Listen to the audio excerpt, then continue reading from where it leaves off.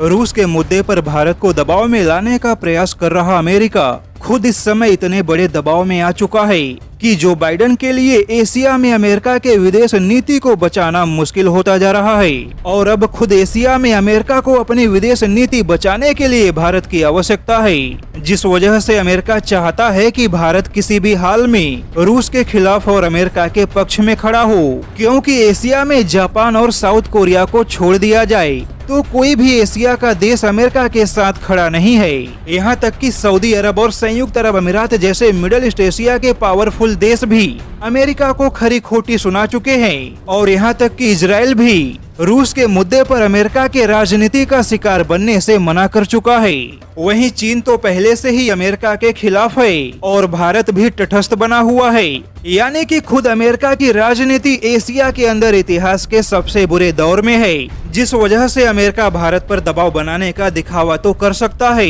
लेकिन चाहकर भी प्रतिबंध लगाने जैसी गलती कभी नहीं करेगा। वहीं इस समय जो बाइडेन की लोकप्रियता इतिहास के सबसे निचले स्तर पे है और अमेरिका की हालत ऐसी हो गई है कि रूस पर प्रतिबंध लगाने के बाद खुद अमेरिका अपने ही देश में बेकाबू होती महंगाई को संभाल पाने में नाकाम है। अमेरिका के कई बड़े हिस्सों में महंगे होते गैस, डीजल और पेट्रोल की कीमतों के विरोध में बड़े पैमाने पे प्रदर्शन किए जा रहे हैं, लेकिन अमेरिकी मीडिया ऐसे विरोध प्रदर्शन को दुनिया से छुपा रही है। जबकि यूरोप और अमेरिका के मुकाबले इस समय भारत में देखा जाए तो स्थिति काफी बेहतर है। अब ऐसे में जो अमेरिका खुद के कमजोर होते विदेश नीति को बचा नहीं पा रहा है, वह अमेरिका भारत को बचाने के दावे भला कैसे कर सकता है। अगर भारत भी अमेरिका के दबाव के सामने रूस के तेल और गैस से दूरी बना लेता तो आज जो अमेरिका अपने ही घर की आवश्यकता को पूरा नहीं कर पा रहा है, तो वही अमेरिका भारत की आवश्यकताओं को पूरा कैसे करता। ऐसे में भारत का वही हाल होता जो इस समय खुद अमेरिका